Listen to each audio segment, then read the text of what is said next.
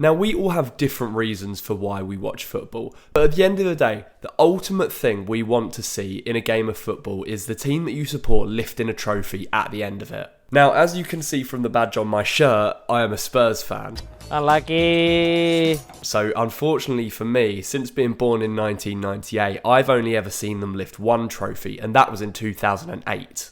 Yep, the Carabao Cup trophy was the last piece of silverware I saw Spurs lift. And in 2024, you can understand why a lot of us Spurs fans get frustrated. We haven't seen a trophy lifted at the stadium or by any of our players in 16 years. But could things change at Spurs this season, and can they finally end their trophy drought? I think they can, and there are several reasons for it as well. I'm going to go through every single one of them and explain how and why Tottenham can finally win a trophy, and they're going to do it under Ange Postecoglou. But first, if you are new around here, don't forget to like the video and subscribe to the channel. Your support means the world to me, and any extra subscribers and likes or comments on the videos do wonders for me. And I really would appreciate if you could just go down and hit that subscribe button and help the channel grow. Now then, back to the serious stuff. How are Spurs going to win a trophy this season? Well, the first and probably the biggest reason and perhaps biggest opportunity for Win Spurs is they're in all four competitions again this season. Last year they weren't in Europe. They had such a bad final season under Antonio Conte that they didn't even make the Europa Conference League. But with Ange coming in and having a relatively successful first 12 months in charge,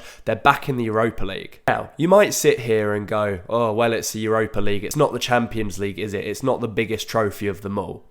You are correct, but there is very good reason for wanting to be in the Europa League. For a team like Tottenham, they will be one of the favourites to win the competition. You know, whether you're watching as an Arsenal or a Chelsea fan and you'll sit there laughing at the thought of Spurs winning a trophy, at the end of the day, alongside Manchester United, they will be one of the favourites to win the Europa League this season. And of course, one of the reasons for that is the standard of teams in the Europa League are a lot lesser and a lot easier than those in the Champions League. With the new format this season changing, it means that teams cannot drop down from the Champions League into the Europa League if they get knocked out or come third in the group stage. Because it's one big table and they all go from there, everybody who's in the Europa League from the start of the season stays in it until they're eliminated or they win it. This means that Spurs don't have to worry about a team like Barcelona or Inter Milan having a poor Champions League group stage campaign and then dropping into Europa League and going on to win that. We've seen Spurs not take these competitions seriously in the past, but I really think that Ange Postecoglou is going to go Hail Mary to try and win the Europa League. We have a massive amount of young talent in the squad at the moment, and he will know how desperate fans are to finally win something.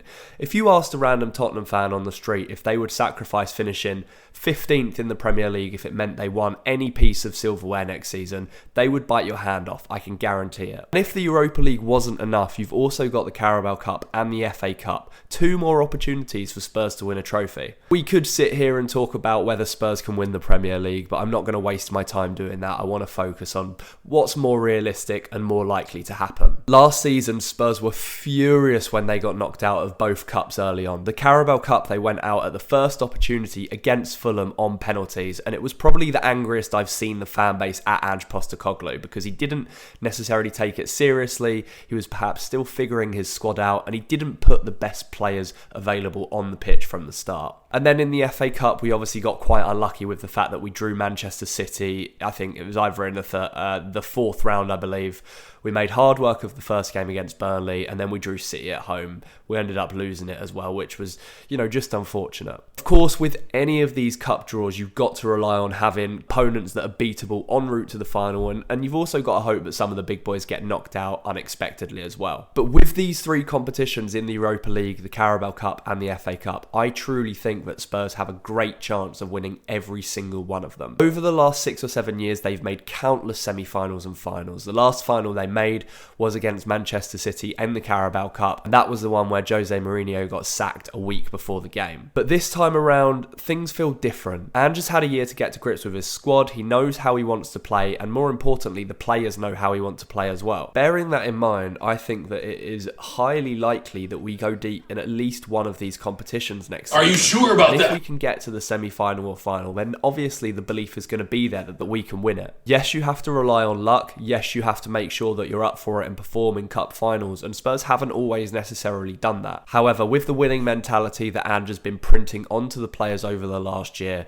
I feel like that if we got to that stage again, the nerves and the pressure that usually catches Spurs players out, like it did in, say, the Champions League final and like it has done in previous semi-finals against the likes of Chelsea at Wembley, etc., I don't think that would be a factor this time round. Something that comes hand in hand of winning trophies is that you have to have a decent amount of squad depth. Hear me out, I think Tottenham have that this season. We've seen so far in pre-season a lot of the young players get a run out. We've seen the likes of Mikey Moore, Will Lancashire, Archie Gray, Lucas Bergvall, Jed Spence, Alfie Devine. All of them have had decent run-outs and they've looked sharp. There is no doubt that a lot of these players will get minutes in the Europa League at least, and if they can perform and get us through those initial few games, it means that if we need to against the tougher opponents, we can draft in the big hitters. We are starting to build up a lot of depth in each of the different positions, and that is going to be a huge factor in Spurs going deep in some of these competitions next season. In midfield alone, you have so many options. I know they've just got rid of Pierre-Emile Højbjerg, but now you've got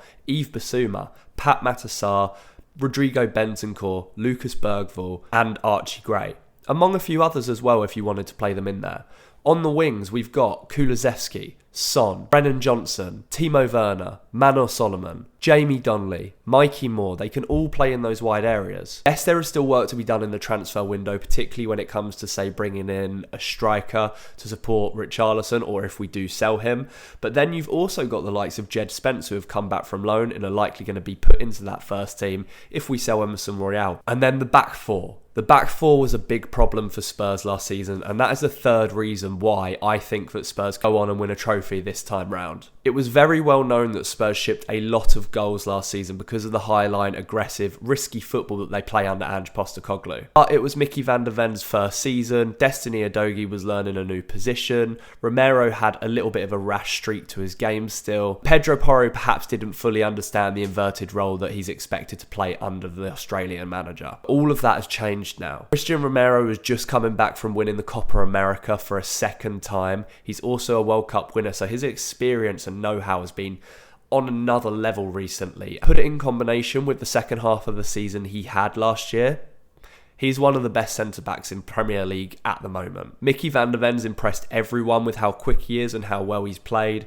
Even his short cameos for the Netherlands in the Euros this summer were impressive again, so he will be coming back. And as I mentioned earlier, Spurs have depth. Radu Dragushin had an amazing campaign with Romania in the Euros this summer. He can fill in and play in some of these competitions as well, even if it's the Carabao Cup. And just had a theme of signing young players, but a few of the young players that he has signed over the last 12 months now have an extra bit of experience to their game. Okay, Destiny Udogie wasn't an Ange Postecoglou signing, but he's had a year at Spurs now. He impressed us all as soon as he came into the squad. But with that extra year of maturity and professionalism to his game, he's only going to be better this season. So with all of these opportunities that Spurs have in all of these different competitions, there is absolutely no reason why they can't go on and win a trophy. They have the depth, they have the experience. I don't care if it was at Celtic. Ange Postecoglou has won multiple trophies during his career. He knows how to motivate his players in those big moments, and in particular cup finals. Now this whole video might reek of desperation, and you might be sitting here thinking, God, he's made a 10-minute video on how Tottenham are going to win a trophy. How tin pot is that?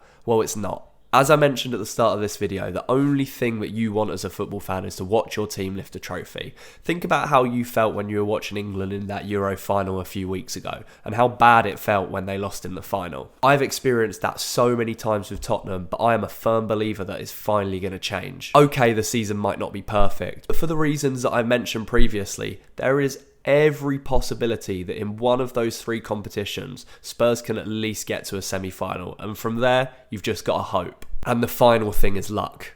Luck is going to be one of the key reasons for Spurs winning a trophy this season. Last year, they started the season immensely, winning the first 10 games of the season and going to the top of the Premier League table. But then, that game against Chelsea, all of the injuries in and around that period as well of the campaign, it derailed our season. You have to sit here and hope and expect that that's not going to happen again. And if you can keep your best 11 fit across a season, that is going to give you the best possible opportunity to win trophies in the future. Hopefully the short-term future. And the last thing I want to mention, Ange's tactics and his front foot football. We tried the methods with Jose Mourinho and Antonio Conte of just bringing in a serial winner, not caring about playing defensive football and just seeing if we can win a trophy. It didn't work. And if you look at some of the teams that win the big honours over the last couple of years, I'm talking mostly about Manchester City, look at how they play. They dominate, they play with no fear, they play on the front foot, they go searching for goals, they don't sit back at 1-0 up. Ange also has that philosophy and that want to be aggressive. If we got to a cup final and went 1-0 up, you can guarantee that he will want to go for the second goal. If it was someone like Mourinho or Conte, they'd be content to sit on the 1-0. And you can argue that that perhaps is a better tactic to deploy in a cup final. I don't necessarily agree with that. If you have the quality players at your disposal, you should always try and be dominant in a football game. And I think with what Ange is building, we're getting closer to that point at Tottenham. Could we go another season without a trophy? It's very possible. In fact, it's probably expected by fans of every other team in the league that we are going to go trophyless. But that drought has to end. And you have to believe every season that that drought is going to end with the upcoming campaign. And that's exactly what I think. But let me know what you think down in the comments. Are Spurs finally going to get their hands on a bit of silverware? We've come so close in the past, and nothing is ever going to hurt me more than that Champions League final loss. But that was 5 years ago. It's time to go again. It's time to take these competitions seriously, and it is time to get our hands on a cup. Hope you've enjoyed this video. Thank you so much for watching if you're still here. Once again, don't forget to like and subscribe to the channel. All of the support does wonders for me, as I said at the start. But for now, that's it from me. Enjoy the rest of your day. Enjoy the rest of your week. And as always, come on you Spurs.